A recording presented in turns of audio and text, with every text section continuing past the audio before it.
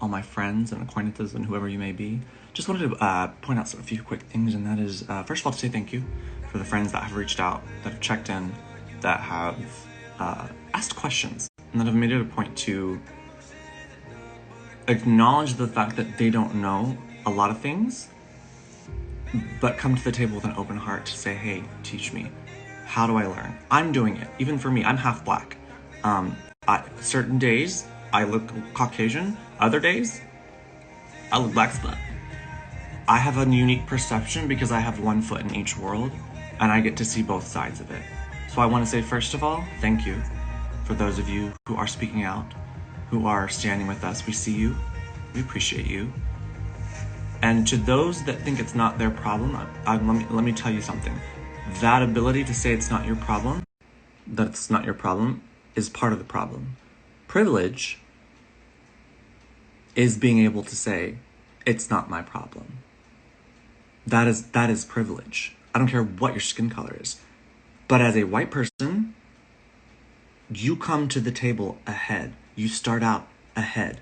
It is a known fact. It is a documented fact. So my ask is this: keep in mind as you're seeing these things, have an open mind, ask questions, understand why, and ask how it is that you can use that privilege to help. Because we need your help. We've tried peacefully. We've tried every other way possible, yet when a black man is murdered in cold blood on camera, his killers walked away. It took 2 days for one to be arrested and then to be charged with third-degree murder, which is, they murdered someone but they didn't do it on purpose, which is a cop-out. And I'll tie everything up with this, and then I won't talk on this anymore. I needed to say this. That ability, that cop-out, that is white privilege. Because if a black man had shot them, there would be first-degree murder charges on the DA's table within 24 hours. That's the real truth of this matter. And so I ask you this, is to maintain an open mind, have conversations, have tough conversations. I've had some with some of my friends, because even for me, I have to go look at perceptions and go, okay, how do I explain this in a manner that is gracious, that is understanding of the fact that we are all one thing first. We are Americans. And we have a president who is trying to divide us and split us and make us fight each other, and who's not even listening to this message. He's hiding in a bunker because he's part of the problem. He is privileged and thinks in a bunker. Adolf Hitler hid in a bunker when the world finally turned on him and said, enough is enough.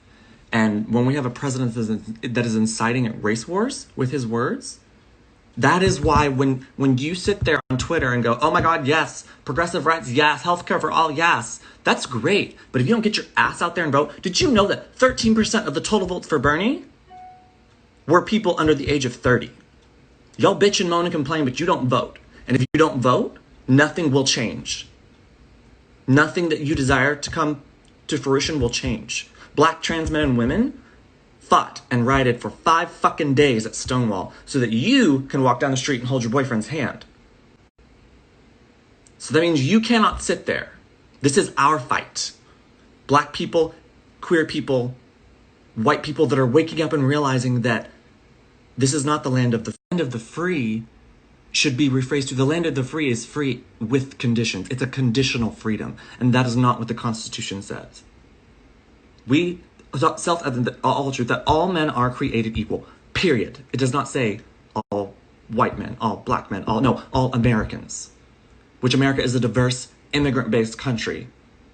There is beauty in diversity, in my white friends, in my black friends, in my Asian friends, in my friends that are all across the spectrum.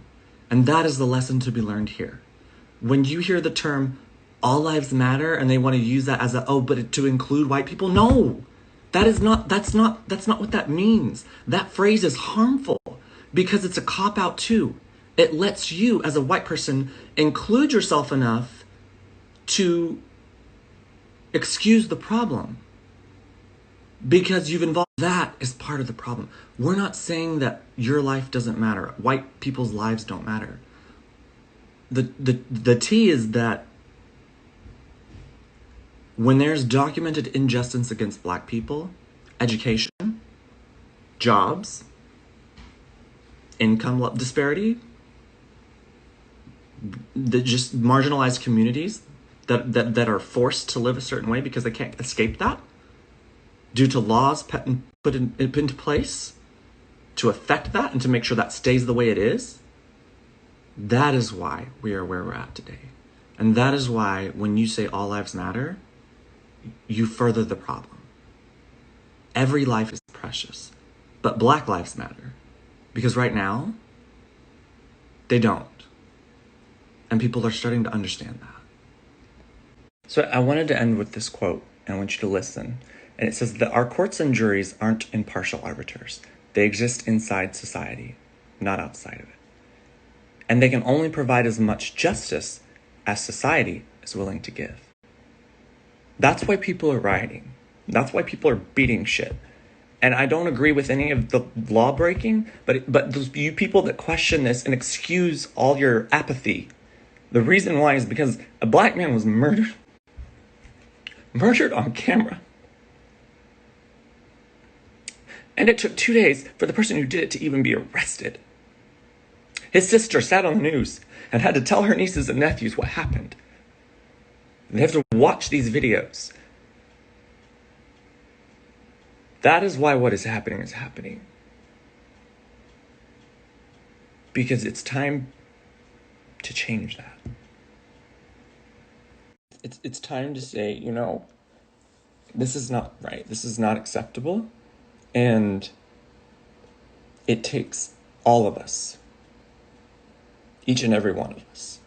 It takes us being willing to speak to uncomfortable truths. It takes us being willing to ask questions. I have had to. I'm half Black. I have had apathy. I have let the times that I can appear Caucasian excuse just by virtue of it. Actions taken or words spoken by my own family. I'm adopted. Okay? And that change has to come from all of us. We all have to be willing to say we don't understand everything, but that we all understand that right is right and wrong is wrong.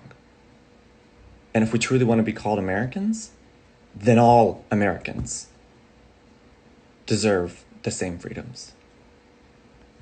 That all Americans can go for a walk, can go for a run after a shitty day at night when it's dark, because they just need to get some things off their mind.